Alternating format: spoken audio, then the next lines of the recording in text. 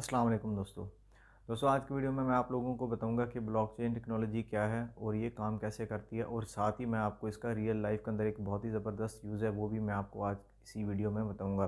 तो सबसे पहले बात कर लेते हैं कि जी ब्लॉकचेन टेक्नोलॉजी है क्या। ब्लॉकचेन टेक्नोलॉजी बेसिकली एक ऐसी चीज़ है, एक डिसेंट्रलाइज सिस्टम है जिसमें कोई भी इसका ऑनर नहीं होता, कोई भी मालिक नहीं होता इसका। इसमें इसके अंदर जो भी चेंजिंग वगैरह करनी होती है वो वोटिंग के थ्रू की जाती है। इसके अंदर कोई एक बंदा जो है इसके अंदर चेंजिंग नहीं कर सकता। मैं आपको एग्जांपल के साथ समझाऊंगा तो आपको अभी क्लियर हो जाएगा। अभी इसकी एक छोटी सी एग्जांपल ले लेते हैं। जब स्कूल और कॉलेज में हम पढ़ा करते थे तो तब जो है हम वोटिंग किया करते थे क्लास का मॉनिटर या सीआर सेलेक्ट करने के लिए।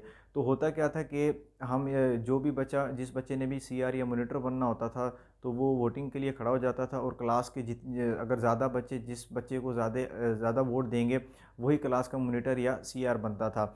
अब क्लास के अंदर जो है बच्चे बहुत कम होते थे, 50 बच्चे होते थे। तो होता क्या था कि अनफेयर तरीके से भी किसी को मॉनिटर बनाया जा सकता है, बार बार एक ही बंदा मॉनिटर बन सकता है।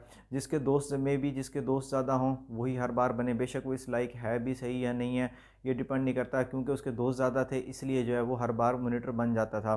या फिर दूसरा तरीका है कि लालच दे के भी किसी चीज़ को किसी किसी चीज़ की लालच देकर भी जो है कोई भी मॉनिटर या सीआर बार बार बन सकता था। तो ये एक अनफेयर तरीका है, बेशक वो अगला बंदा इस लाइक है या नहीं है फिर भी वही बार बार सीआर बनता था। तो अगर यही 50 बच्चों की क्लास अगर 200 हो जाए, अगर 2000 हो जाए या 2 लाख हो जाए, दो स्कूल्स को आपस में मिला लिया जाए, यानी जितने लोग बढ़ते जाएंगे उतना ही मुश्किल होता जाएगा ज़्यादा लोगों को कन्विंस करना। जो जो भी पहले अनफेयर तरीके से बन रहा था मॉनिटर उसके लिए बहुत मुश्किल हो जाएगा बाकी सारे लड़कों को कन्विंस करना कि आप जो है मुझे वोट दो, और ना ही उसके इतने दोस्त होंगे। तो जैसे जैसे बच्चे बढ़ते जाएंगे उतना ही वो सिस्टम जो है सिक्योर होता जाएगा और फेयर तरीका होता जाएगा वोटिंग का। तो बिल्कुल इसी तरह से जो है ब्लॉकचेन टेक्नोलॉजी भी इसी तरह से ही काम करती है कि जब शुरू शुरू में बिटकॉइन आया था तो तब इसको 10 बंदे 15 बंदे थे बनाने वाले। अगर 10 में से फॉर एग्जांपल 5 बंदे भी मिल जाएं, अगर वो डिसाइड कर लें कि हमने इसका कोड चेंज करना है तो वो कर सकते थे, क्योंकि 10 बंदे हैं उसमें से 5 अगर एक तरफ मिल गए या 5 से 6 बंदे एक तरफ हो गए तो वो इसके कोड को चेंज कर सकते थे। तब बिटकॉइन जो था सिक्योर नहीं था, और इसे हम कहते हैं 51% अटैक। इसका मतलब ये है कि अगर फॉर एग्जांपल बिटकॉइन को इस वक्त पूरी दुनिया में जो हैश रेट है टोटल बनाने वाली 100 ईटा हैशेस पर सेकंड की स्पीड है, अगर एक बंदे के पास इतनी स्पीड हो कि वो उसकी 51% उसका बन जाए, यानी 51 ईटा हैशेस उसी एक बंदे के पास हो, तो वो जो है बिटकॉइन की ट्रांजैक्शन को मॉडिफाई भी कर सकता है, उसके एल्गोरिदम को चेंज भी कर सकता है, और उसे जो है उसकी ट्रांजैक्शंस को रिवर्स भी कर सकता है। लेकिन अगर लेकिन ये काम जो है बहुत ही मुश्किल है। या दूसरा तरीका है कि अगर जो है जितने लोग बना रहे हैं बहुत सारे लोग एक तरफ मिल जाएं तो फिर जो है इसकी ट्रांजैक्शंस वगैरह को चेंज किया जाता है। अब बिटकॉइन इतना ज़्यादा इसको लोग बनाने वाले हैं दुनिया में, जैसे मैंने आपको कहा कि क्लास की बजाय अगर हम एक स्कूल की एग्जांपल ले लें, एक शहर के लोगों की एग्जांपल ले लें, अगर उनमें से कोई लीडर बनना चाहते हैं तो सब लोगों को कन्विंस करना लालच दे के बहुत मुश्किल काम होता है, ये ऑलमोस्ट इम्पॉसिबल होता जाता है जैसे जैसे लोग बढ़ते जाते हैं। इसी तरह जब बिटकॉइन बनाने वाले लोग बढ़ते गए, और ये कौन थे, माइनर, जिसे हम माइनर कहते हैं, जो माइनिंग मशीन्स यूज़ करते हैं, यहाँ पर वोटिंग जो दी जाती है वो डिजिटल तरीके से दी जाती है। यानी कि यहाँ पर जो वोटिंग आपने देनी है वो अपनी माइनिंग मशीन, कंप्यूटर या कोई भी ग्राफिक कार्ड वगैरह आप यूज़ करके यहाँ पर डिजिटली जो है हम वोटिंग देते हैं। वहाँ पर जो नॉर्मल लाइफ में होता है जब हम इलेक्शंस होते हैं तो हम फिज़िकली अपना लीडर जो है वो सिलेक्ट करते हैं, लेकिन यहाँ पर हमने जो है सारे का सारा काम करना होता है वर्चुअली। तो अब जो है बिटकॉइन को बनाने वाले इतने ज़्यादा लोग हो गए कि पूरी दुनिया में बिखर गए। अब जो है इसको हैक करना इम्पॉसिबल है, क्यों, आप सब लोगों को कन्विंस कर ही नहीं सकते, और ना ही आपको पता है कि पूरी दुनिया में कौन कौन लोग कहाँ कहाँ बैठकर माइनिंग कर रहे हैं। तो कुछ भी इसके अंदर इस तरह की इन्फॉर्मेशन आपको नहीं मिलती कि आप उन्हें पर्सनली कांटेक्ट करके अपने साथ मिला लें। तो यानी कि बिटकॉइन जो है बहुत सिक्योर हो गया। अब ब्लॉकचेन टेक्नोलॉजी बिल्कुल सेम, इसी को हम ब्लॉकचेन टेक्नोलॉजी कहते हैं। अब इसका यूज़ सिर्फ बिटकॉइन के अंदर नहीं है, बिटकॉइन ब्लॉकचेन नहीं है, और ना ही ब्लॉकचेन जो है बिटकॉइन है। जो बिटकॉइन है वो ब्लॉकचेन टेक्नोलॉजी को यूज़ ज़रूर करता है, लेकिन वो खुद जो है ब्लॉकचेन नहीं है। इसका बहुत सारे यूज़ किए जाते हैं। अब मैं इसको एक छोटा सा मैं आपको इसका यूज़ बताता हूँ। अगर मैं आप लोगों से पूछूं कि आपके पास एक बहुत इंपॉर्टेंट डाटा है, चाहे ऑडियो फाइल है, वीडियो फाइल है, कोई डॉक्यूमेंट है, कुछ भी है, बहुत ही ज़्यादा इंपॉर्टेंट है जिसको आप किसी भी कीमत पे खोना नहीं चाहते, तो मैं अगर आप लोगों से पूछूं कि आप उसे कहाँ पर स्टोर करेंगे, आप में से बहुत सारे लोग कहेंगे जी हम जो है हार्ड ड्राइव में स्टोर कर लेंगे, यूएसबी में स्टोर कर लेंगे, या गूगल ड्राइव के ऊपर स्टोर कर लेंगे। हर किसी की अपनी अपनी राय होगी, या कुछ लोग कहेंगे कि जी हम बैंक के अंदर जो है इसको सेफ़ जगह पे रखवा देंगे किसी बैंक में। लेकिन ये जितने भी मेथड हैं, इस सारे के सारे मेथड्स के अंदर ये कोई भी 100% सिक्योर नहीं है। उसकी वजह क्या है? अगर फॉर एग्जांपल आप गूगल ड्राइव के ऊपर इसको स्टोर करते हैं, तो गूगल वाले आपका डाटा देख सकते हैं, वहाँ से डिलीट भी हो सकता है, हैक भी हो सकता है। तो हैकिंग की भी वहाँ पर पॉसिबिलिटी है, यानी आपको किसी दूसरे बंदे पे एतबार करना पड़ता है, जी मैंने आपको डाटा दिया, आप मेरा डाटा महफूज रखें। अगर आप हार्ड ड्राइव के ऊपर घर में स्टोर करते हैं, तो मे बी वो हार्ड ड्राइव ख़राब हो जाए, चोरी हो जाए, कुछ भी हो सकता है। चाहे आप यूएसबी के अंदर भी स्टोर रखें या बैंक के अंदर। बैंक का केस को भी अगर आप देख लें, तो बैंक में भी आपको बैंक वालों पर एतबार करना पड़ता है कि जी ये मेरी चीज़ है, आपने इसको महफूज रखना है, तो आपको दूसरे बंदे पे एतबार करना पड़ता है। लेकिन ब्लॉकचेन के अंदर बिल्कुल भी ऐसे नहीं होता। ब्लॉकचेन अगर यही डाटा फॉर एग्जांपल आप ब्लॉकचेन के ऊपर रख दें, तो किसी को भी नहीं पता होगा, आपको भी नहीं पता होगा कि वो डाटा स्टोर कहाँ पे हुआ है, क्योंकि वो छोटे छोटे बिट्स के अंदर डाटा स्टोर होता है और पूरी दुनिया में वो जो है डाटा है वो बिखर जाता है। तो ये इम्पॉसिबल होता है, आपको भी नहीं पता होता है कि वो डाटा स्टोर कहाँ हुआ है। लेकिन ये है कि जो है आप वो डाटा देख सकते हैं, जिसे हम प्राइवेट की कहते हैं। जैसे मैंने एक वीडियो बनाई थी, ऑलरेडी मैं वीडियोस बना चुका हूँ, कि आप अपना बिटकॉइन को एक किस्म से देख कैसे सकते हैं। उसका जो प्राइवेट की होता है ना, वो सिर्फ आपको ही पता होता है। अब सिर्फ आपको ही पता है प्राइवेट की, तो इसका मतलब वो जो डाटा है वो सिर्फ आपके पास है, और वो डाटा कहाँ पर स्टोर है ये किसी को नहीं पता, ना ही आपको पता है। वो पूरी दुनिया में जितने लोग भी उसकी माइनिंग करने वाले हैं,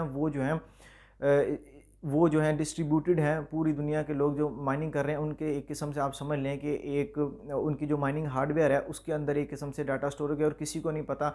और ये भी नहीं है कि वो डाटा कभी डिलीट होगा या करप्ट होगा, कभी भी वो डाटा जो है डिलीट नहीं होगा और ना ही वो करप्ट होगा।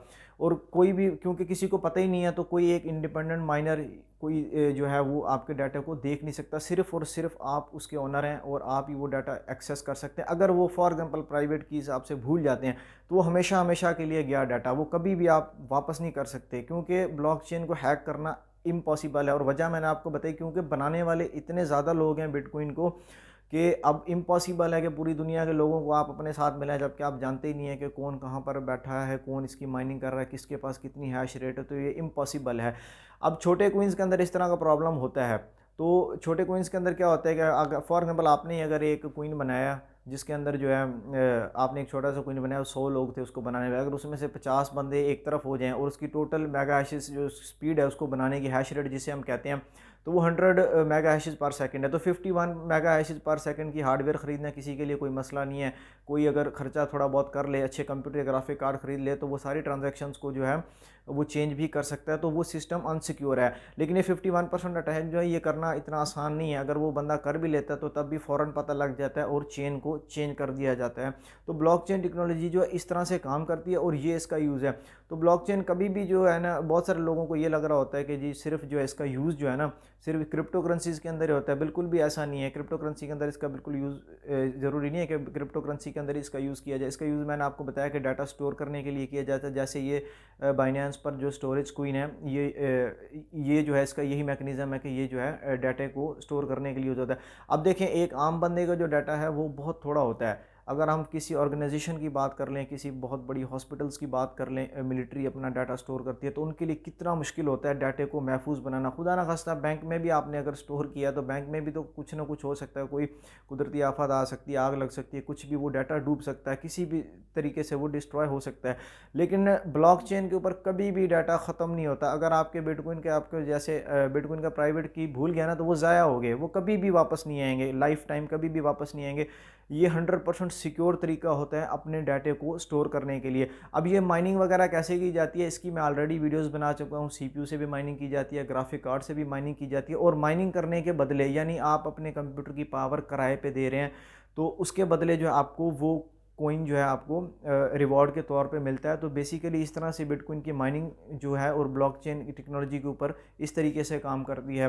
तो और भी जितने भी कोइन आप देख लें। अच्छा, अब जो है ना कि ज़रूरी नहीं है कि डिसेंट्रलाइज रखने के लिए आपको कोई माइनिंग हार्डवेयर ही चाहिए।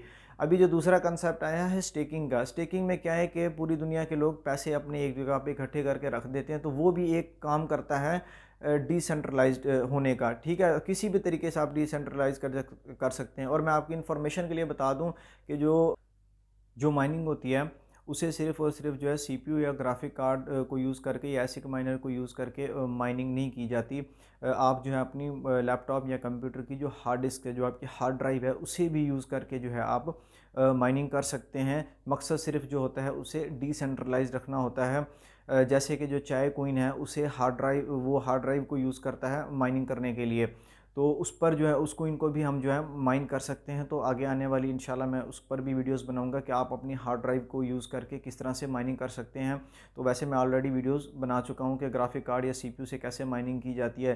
तो ये था कि ब्लॉकचेन क्या होती है और ये काम कैसे करती है और उसका रियल लाइफ के अंदर यूज़ क्या है। तो उम्मीद करता हूँ कि आप लोगों को वीडियो पसंद आई होगी। फिर मिलेंगे अगली वीडियो में, तब तक के लिए अल्लाह हाफिज़।